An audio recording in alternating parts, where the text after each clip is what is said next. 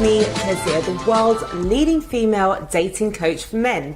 Today, I'm going to be looking at breaking rapport, something I think is incredibly important, and it's something that is widely taught in the pickup community and the seduction community, but for some reason, guys just don't apply it nearly enough or properly. So what I'm going to do today is I'm going to try my very best to convince you how important this is and why all my students who have applied it correctly have had some really, really good results by using it. Now you'll find at the beginning of the conversation with anyone that you don't really know tends to have a lot of peaks and a lot of dips. You go in with your opening line and there's a general peak, and then you have the ability to transition from there and you're still on a peak, and then there's a bit of a dip, and because she's thinking, okay, what next? And you're thinking, what next? You're running out of things to say. It's just after that really funny joke that you told her. Whatever it is, you'll find that after every peak there is a dip. After every high point there is a lull. You need to be able to monitor when that peak is about to just take a dip. And that's the point that you actually break rapport. That is the point where you say to the girl, hey, you know what, I'm being so rude right now. It's my friend's birthday, I'm completely ignoring him. You can give her a kiss on the forehead, you can give her a hug, and you say, I tell you what, let's carry on for this for later. And then you leave her. So what this does is when you've reached a peak in the conversation and you break rapport, you actually leave her wanting more. And that means that you can go back to her anytime that you like, because the last memory she associates with you is a positive one.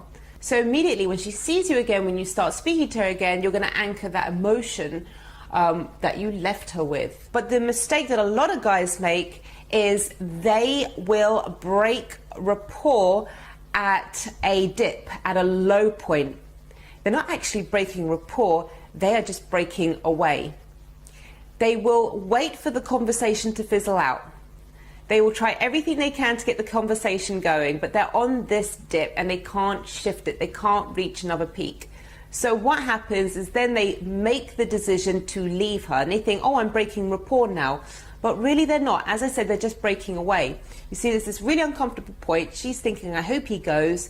He's thinking, I wish that she would say something. She's thinking, I'm going to tell him to go any second. And eventually he says, okay, I'm going to go now. And she's thinking, thank God for that. That was really, really getting uncomfortable.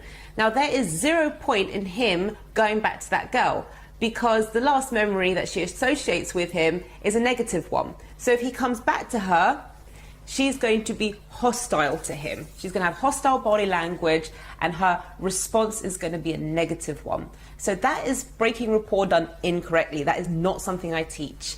You need to be able to monitor when you've hit a high point and you need to let it go. You need to separate yourself from the girl. Now, obviously, you can only do this in the nighttime. You can only do it in a nightclub or a bar. And what people are really worried about is they're worried about leaving the girl and someone else is going to take her place. Okay, most of the guys that are going to talk to her that night, she's just going to blow out. She's going to tell them she's not interested. Because they'll be making mistakes. They'll be orbiting her the whole night. They'll be hanging around her like a mosquito. They won't be breaking rapport. And eventually, you know something, she's going to look at you. You're going to look at her. You can do a signal to her, such as a yawn or look like you're falling asleep, because you're trying to show her that you understand she's really bored of that guy she's with. And so many times I've noticed this, girls will run to the guy that broke rapport with them because they can trust him. They know that he's not going to be hanging around them for ages. So she'll leave the guy she's speaking to and she'll say to the guy, oh, I've just seen my friend, and she'll run over to you. And essentially you'll be rescuing her from this guy.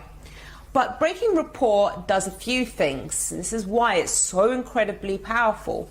First of all, you get to demonstrate that you are a man in demand. You are someone who is popular and everyone wants to speak to you. Your time is precious and your time is valuable.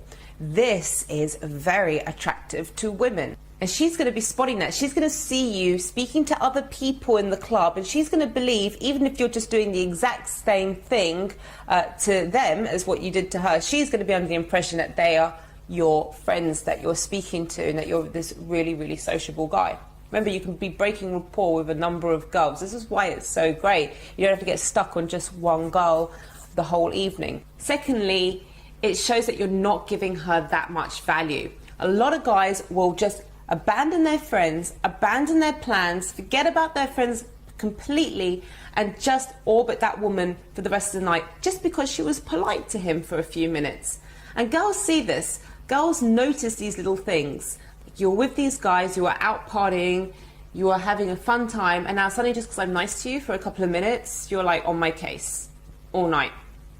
Guys don't realize this, but women spot it a mile away. So this is another reason why breaking rapport is so cool. It shows that you have your plan, you have your friends this evening, you're not going to abandon them just because she's nice to you. She's going to have to do a lot more than that if she wants your full undivided attention.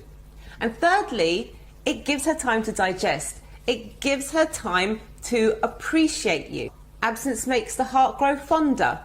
Ever heard of that saying? Well, this is that saying in motion. You are going to make her miss you. Let her talk to the other guys. Let other drunken guys slobber all over her. That's fine. She'll just appreciate you a whole lot more. See, the great thing is that when you go see her again, you can carry on from where you left off, or you can start a whole new conversation. She will start making more of an effort to keep you there because you've created this cycle, because you can do this a few times where every time it gets good, you leave her. So what she does is she automatically starts trying to keep you there for longer. She starts working hard and making more of an effort, investing more energy and time and concentration in you. So that is why breaking rapport is so effective. It's effective for lots of other reasons also, such as you can do this to about 8, 10, 12, 14, whatever amount of girls you like, depending on the size of the club, how many people are there. So that means you don't have to just be stuck with one girl for like 2 hours just so that she can tell you she has a boyfriend after that, or she goes off with some other guy. You can do this to multiple girls. It's, as I said, great demonstration for how busy you are, and it's fantastic also if you are somebody who does panic when you run out of things to say, rather than just panicking and then filling it up with lots and lots of little questions that just drive her mad, and not in a good way. Just by saying to her, look, I've got to go, saying in a really confident manner, will be a great way to actually end the conversation on a high rather than on a mumbling low. Okay, I hope you enjoyed that.